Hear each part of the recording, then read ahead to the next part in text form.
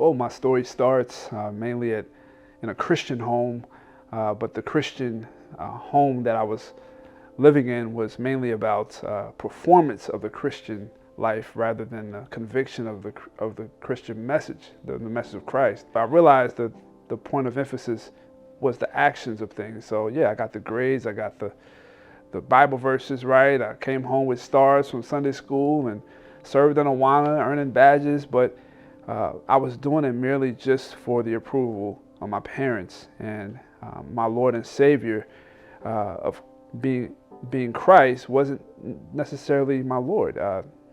Mainly it was my comfort and my parents' approval.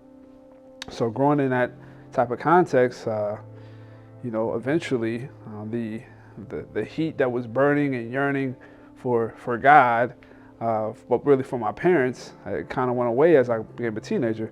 And as a teenager, I grew in a state of still wanting to put on an image, but for new people, and that was for friends, that was for those that were peers and those that looked like me, sound a little bit like me, and those became the people that I wanted to perform for. And ultimately, it led me into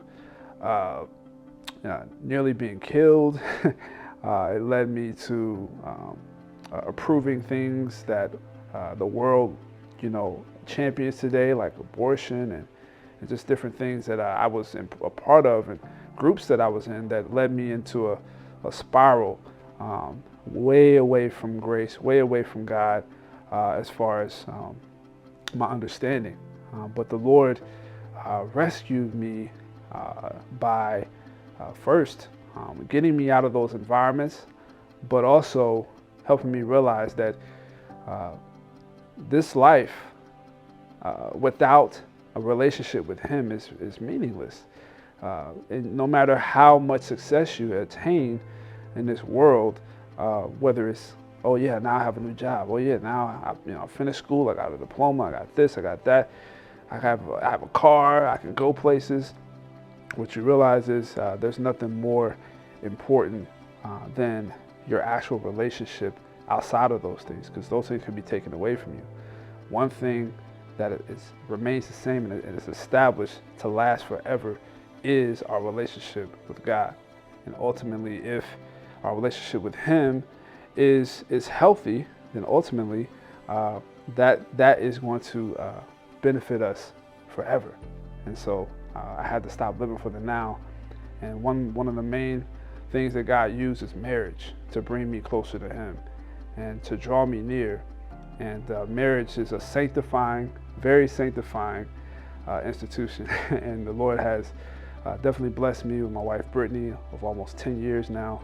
And as the Lord has blessed our marriage and given us children as well, He's also helped me to understand the practicality of living under His terms and realizing that there's no turning back, there's no looking back. It's always looking forward. And biblical Christianity is about always looking forward. And that's what I've learned, and realizing that I don't have to live in the past. I don't have to be stuck in the past. I don't have to kick myself and be so uptight and so angry because I made bad decisions. But I can look forward and look at what the Lord has done on my behalf, and I can share that with others. And I can meaningfully work instead of working for approval. I can realize that the Lord's watching everything, and it's Him that we want to serve because He has everlasting life. So that is what I've learned, and today the practicality of that is I want to serve. After serving in jail ministries and youth ministries in the past, I actually at this point in my life want to serve in the highest calling of servanthood in the church, which I believe is be an elder.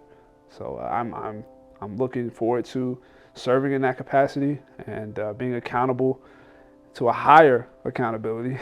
But nonetheless, it is what the Lord, I believe, is calling me to do going forward. I'm James Marshall, and I walked through the open door.